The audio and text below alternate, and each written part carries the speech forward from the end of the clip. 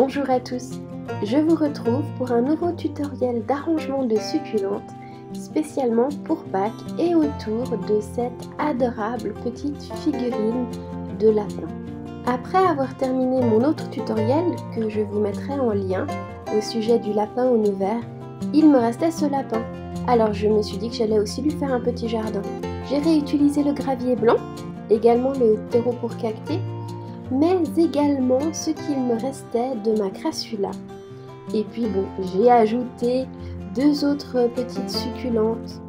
J'en ai profité pour réutiliser également un ancien panier que j'avais sous la main et qui du coup rentre tout à fait dans notre thème de Pâques.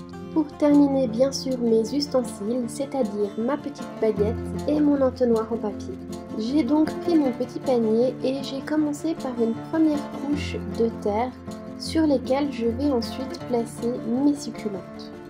J'ai pu utiliser le reste de ma crassula perforata, donc le reste des tiges que je n'ai pas utilisé dans le précédent tutoriel. J'ai simplement enlevé un peu le surplus de terre, libéré un peu la mémoire des racines avant de les poser sur le rebord de mon petit panier. Cette sorte de crassula donnera un tout petit peu de hauteur à ma composition. J'ai ensuite pris une Echeveria lilacina qui s'appelle aussi l'Echeveria fantôme. C'est un élément un peu plus important dans ma composition en termes de taille, qui se différencie aussi par sa couleur, qui je trouve va très bien avec le panier et j'aime beaucoup cet aspect grande fleur.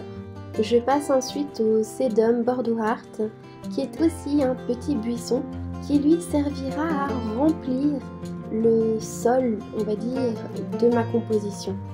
Cette succulente-là, je l'appelle fleur de dinosaure, parce qu'on dirait des petites fleurs un peu qui me font penser à des dinosaures. Voilà. Après avoir regardé si mon petit lapinou avait bien sa place, j'ai ajouté de la terre pour bien tenir les plantes en place. J'ai également bien tout tassé. L'autre bout de la baguette est super pratique pour tasser entre mes petites fleurs de dinosaures. Pour terminer, je suis venue appliquer, déposer mon gravier blanc en surface. Je l'ai fait à la main en protégeant les plantes, mais également en utilisant mon petit entonnoir et bien sûr ma baguette pour déplacer le gravillon lorsque j'en avais besoin. Et hop hop, Lapinou Rose a trouvé sa petite place dans son petit jardin de succulentes, rien qu'à lui, pour Pâques en tout cas. J'espère que cette vidéo vous aura plu. Si c'est le cas, n'hésitez pas à l'aimer, à la partager et à me laisser un petit commentaire. Moi, je vous fais plein de bisous, je vous souhaite de superbes fêtes de Pâques et je vous dis à tout bientôt dans une prochaine vidéo.